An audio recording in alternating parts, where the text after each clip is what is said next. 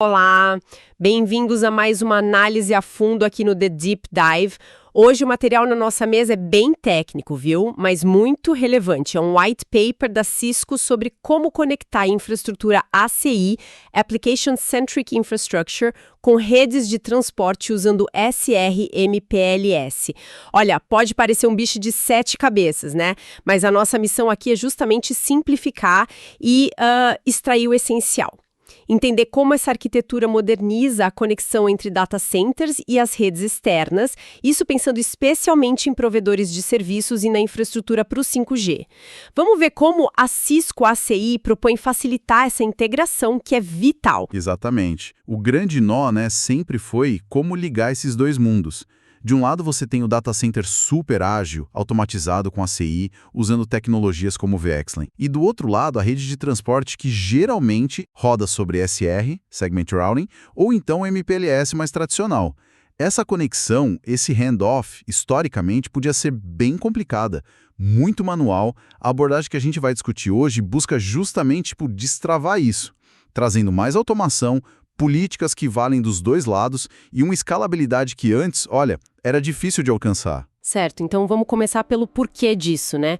Dentro do data center, a ACI com o VXLAN é ótima para flexibilidade, para mover aplicações, automatizar tudo. Mas e na hora de sair para a rua, para conectar com a rede de transporte? As soluções antigas não eram ideais, certo? Pois é, tinham seus problemas. Tinha a opção de usar IP puro, né? Mas aí era configurar interface e roteamento para cada rede virtual, cada VRF. Imagina fazer isso para centenas delas. Não escala de jeito nenhum. Não mesmo. Ou então estender o VXLAN para fora. Mas aí o equipamento de transporte precisava entender VXLAN, que nem sempre acontece. Exatamente. E é aí que essa solução de handoff SRMPLS na ACI, que surgiu lá na versão 5.0 em 1, entra em jogo. A principal sacada é permitir um transporte SRMPLS unificado. Os provedores de serviço, que, já têm suas redes rodando em SR ou MPL, podem agora estender esse mesmo protocolo até a porta do data center ACI. Sabe? Acaba aquela dor de cabeça de ter que adaptar a rede de transporte para entender VXLAN, ou de fazer configurações manuais super complexas para cada VRF. Isso vale para todas as formas de distribuir a ACI, multisite, multipod e até os remote leafs. Então isso simplifica muito a vida do provedor. Ele não precisa mexer na rede de transporte dele, basicamente. E dentro do data center, qual o impacto? Eu lembro daquela conexão antiga, chamada VRF Lite. Nossa, era um pesadelo de configuração, né? Exatamente. Era um modelo que, não acompanhava a escala dos data centers modernos. Com o handoff SRM-PLS, a ACI muda o jogo. Ela usa uma única seção BGP e VPN. É um protocolo específico para redes virtuais, né? Essa seção fica entre o switch de borda da ACI, o Border Leaf, e o roteador de borda do provedor, o DCPI. E o ponto é, essa única seção transporta as informações de prefixos e rótulos para todos os VRFs de uma só vez. Peraí, uma única seção para cuidar de potencialmente centenas de redes virtuais? Isso não vira um gargalo? Ou um ponto único de falha perigoso? Ótima pergunta. A resiliência é chave aqui, claro. Primeiro, você normalmente tem múltiplos switches de borda na ACI e múltiplos roteadores DCP no provedor. Isso já cria redundância física. Segundo, essa seção BGP-VPN, ela foi projetada para lidar com um grande volume de informações de rotas de forma eficiente. E com protocolos como o BFD, que a gente vai falar mais daqui a pouco, a detecção de falhas num link ou na própria seção é quase instantânea. Isso permite que o tráfego desvie para os caminhos alternativos muito, muito rápido. Então, essa consolidação traz eficiência, mas sem sacrificar a robustez, sabe? Desde que bem implementada, claro. Essa consolidação radical da complexidade, ela não é só elegante, ela se traduz diretamente em menos horas de configuração manual e uma redução drástica no risco de erro humano. Entendido. Então a chave é essa seção BGP única, mas combinada com redundância e detecção rápida de falhas. Faz sentido.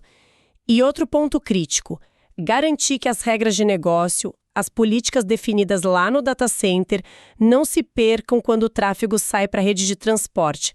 Como a gente mantém essa consistência de ponta a ponta? Existem mecanismos inteligentes para isso. Uma forma é usar as comunidades BGP. São como etiquetas que vão anexadas às rotas. A ACE pode, por exemplo, colorir os prefixos de um VRF com uma cor específica quando anuncia eles via BGP e VPN.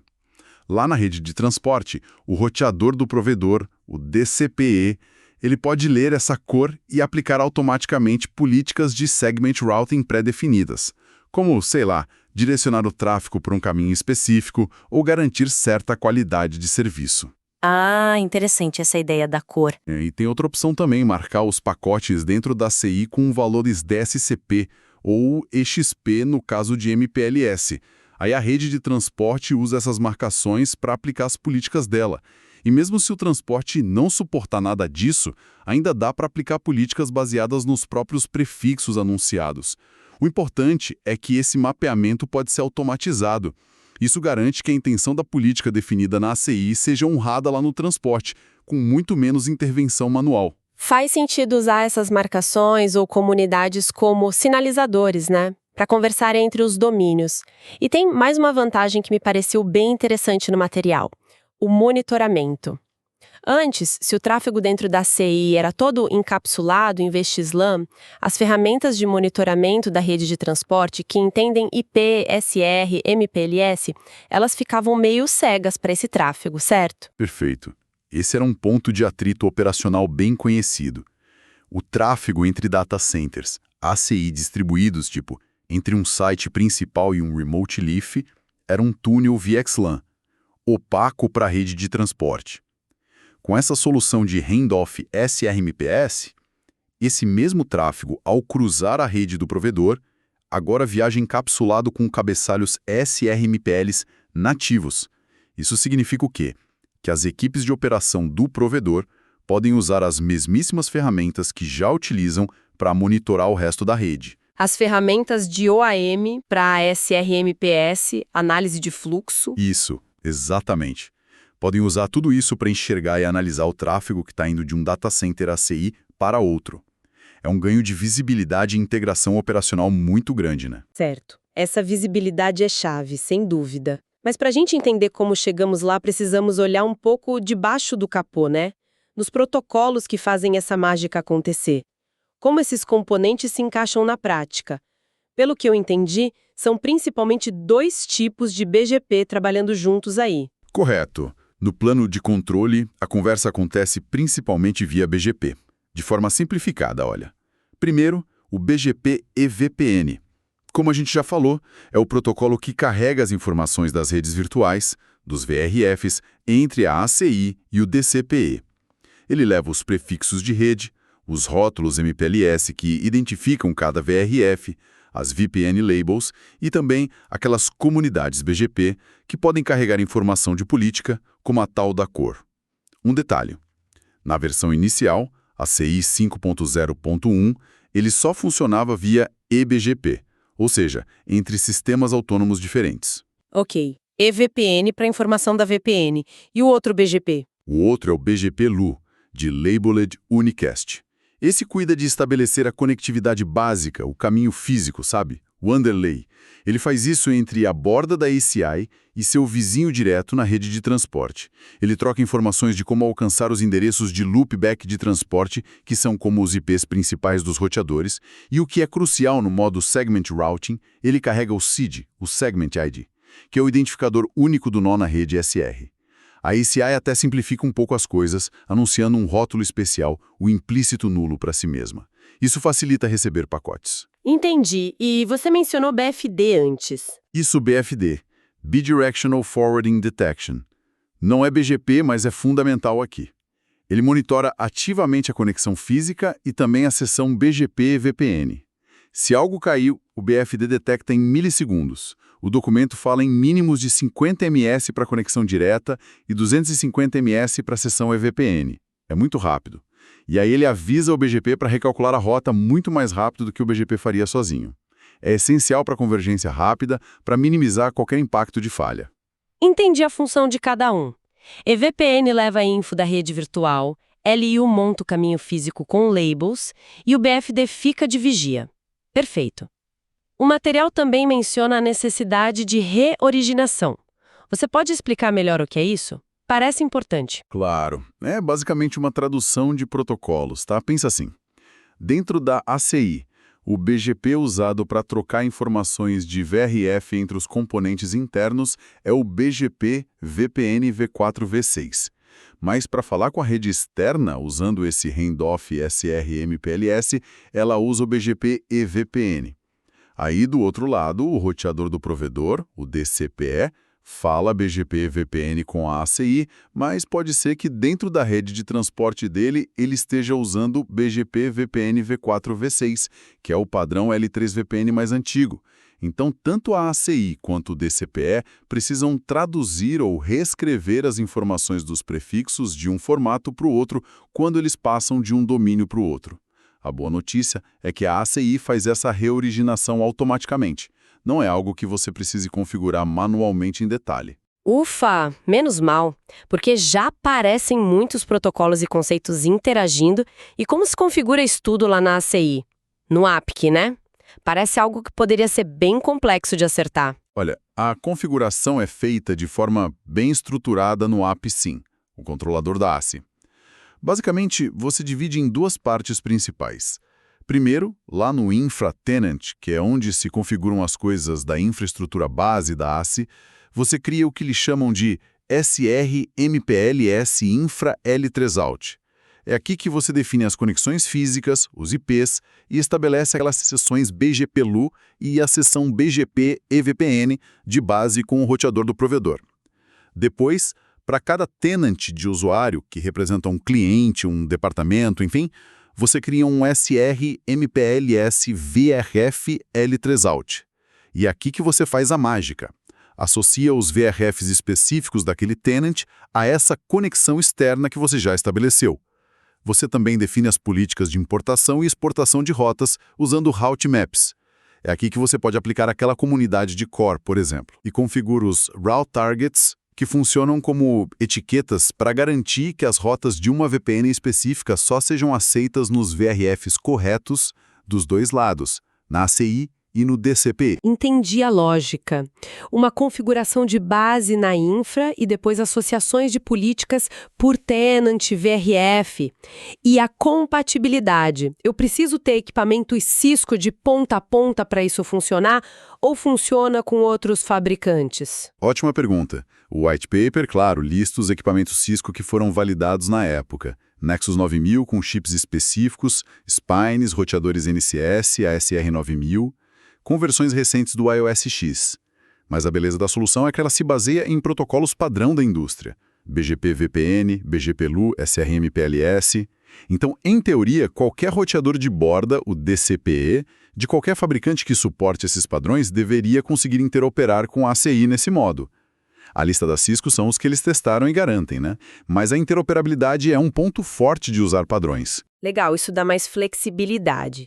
Agora, vamos tentar visualizar isso na prática. Como um pacote de dados realmente viaja nesse cenário? Vamos pegar o caso mais simples primeiro.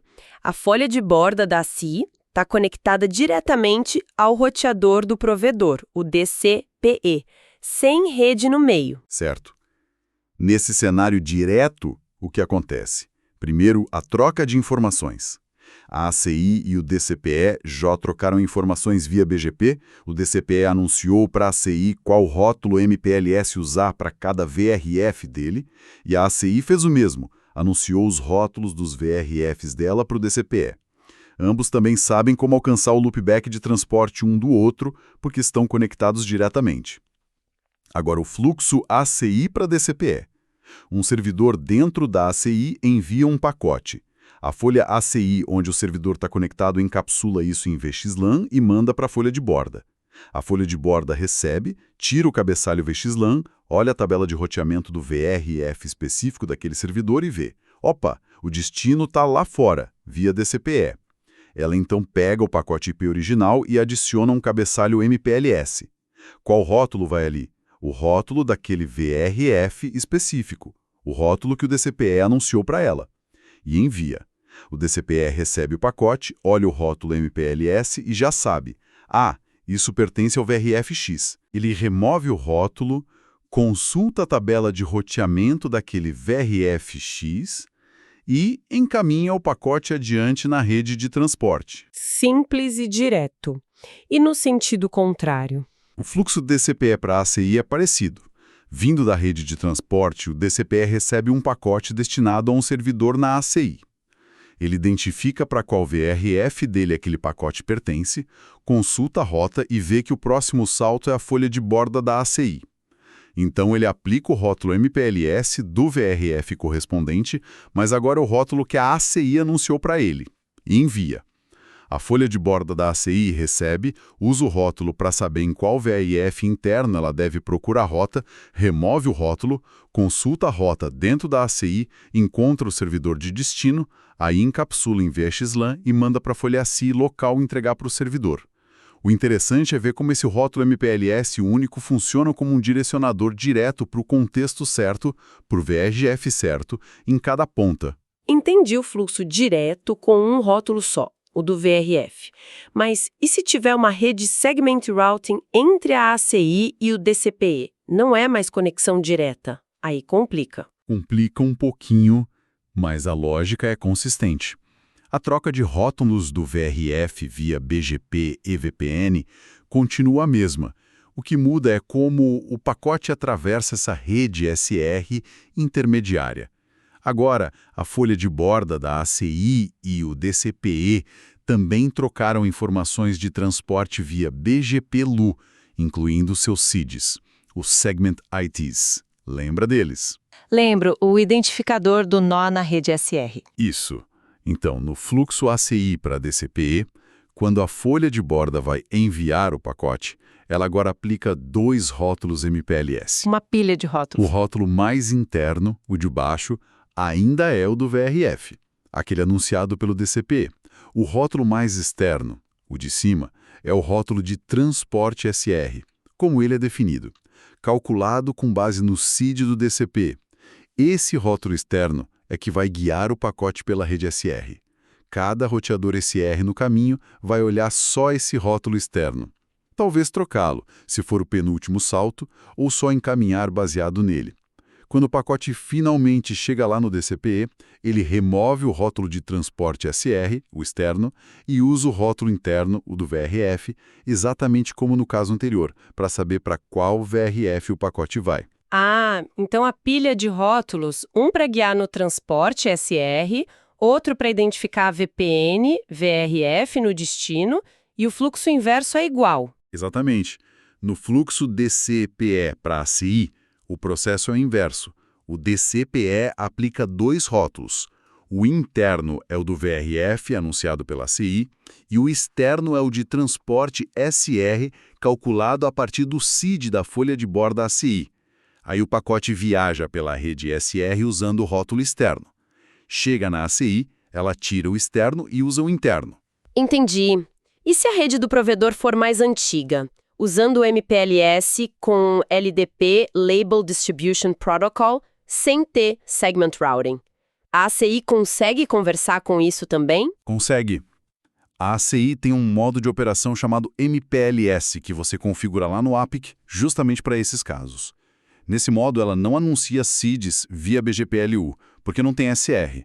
A troca de rótulos VRF via BGP e VPN continua igualzinha. Isso não muda. Para o transporte, a ACI ainda usa BGP-LU para falar com seu vizinho direto, vamos chamar ele de DCP. Esse vizinho DCP, por sua vez, se conecta com o resto da rede que usa LDP.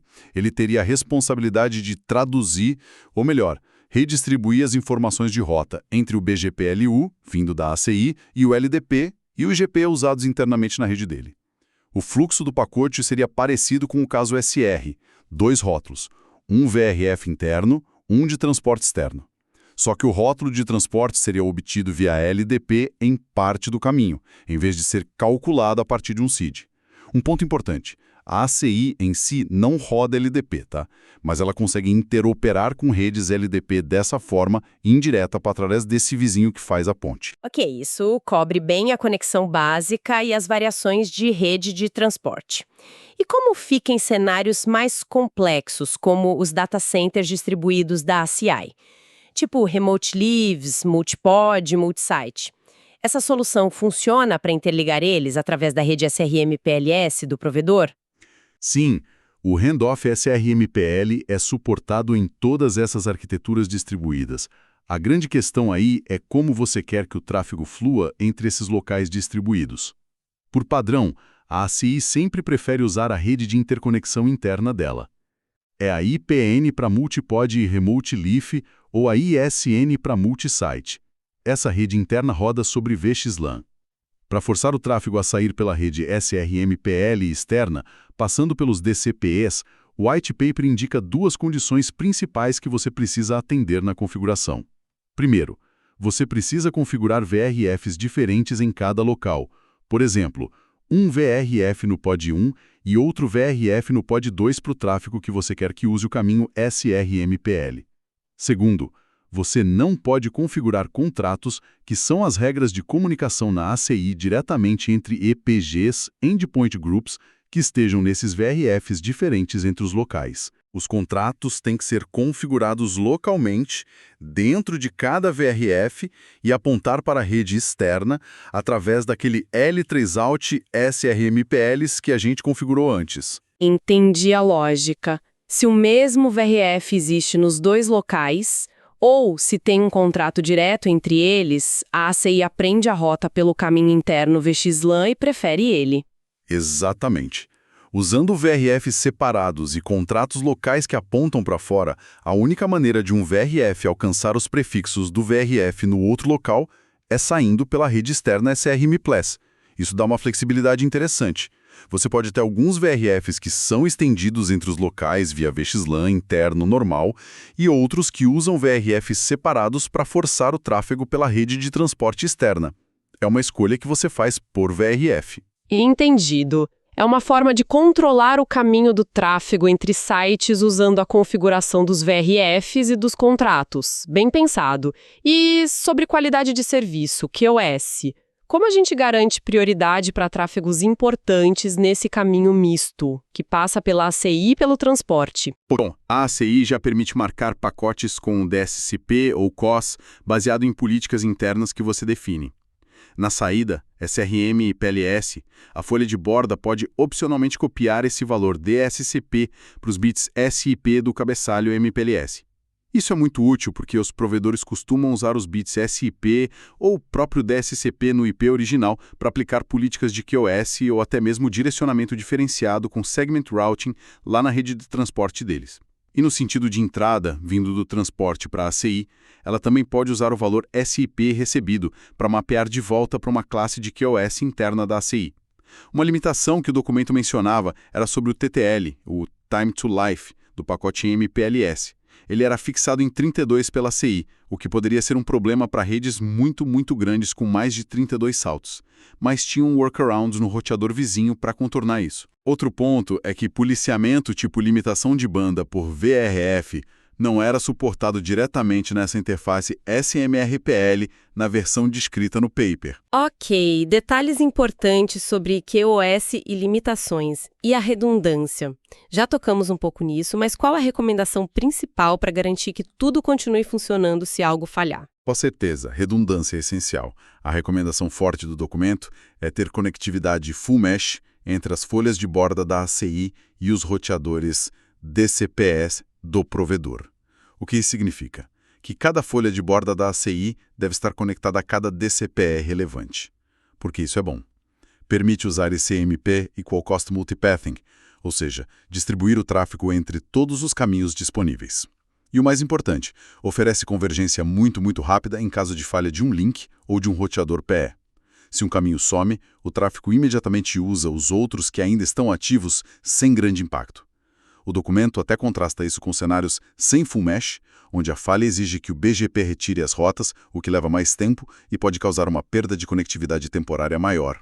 Então, full mesh é o ideal para alta disponibilidade. Ok, faz todo sentido. Full mesh para resiliência máxima.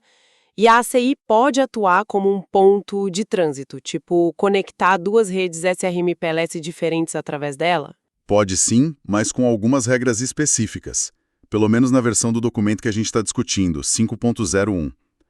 A ACI consegue conectar dois domínios SRMPLs externos, mas o suporte dependia um pouco do cenário. Por exemplo, era suportado fazer trânsito para o mesmo VRF, desde que você usasse pares diferentes de folhas de borda para cada domínio externo. Também era suportado fazer trânsito para VRFs diferentes, mesmo usando o mesmo par de folhas de borda. E claro, trânsito para VRFs diferentes usando pares diferentes de folhas também funcionava. O cenário que não era suportado naquela versão era tentar fazer trânsito para o mesmo VRF usando o mesmo par de folhas de borda ACI. Esse caso específico tinha restrição. Entendi as nuances do trânsito, é bom saber o que é suportado e o que não é.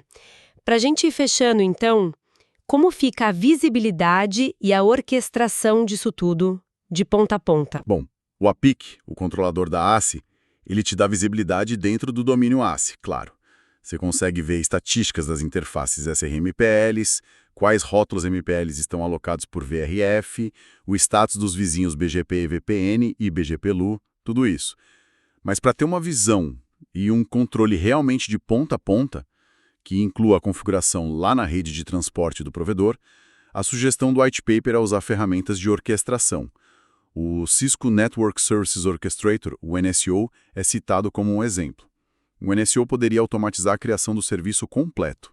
Ele configuraria o lado da ACI, os VRFs, os L3Outs, o BGP, as políticas, e também o lado do transporte, os VRFs correspondentes, BGP, QoS, talvez até a conversão de route target se for necessário. A ideia é garantir consistência e automação nos dois domínios.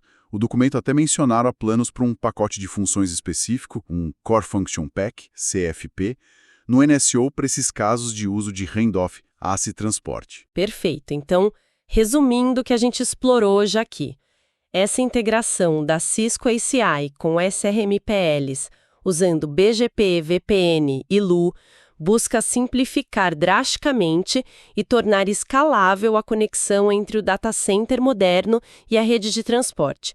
Os pilares parecem ser: primeiro, a automação, com aquela única seção BGP para múltiplos VRFs.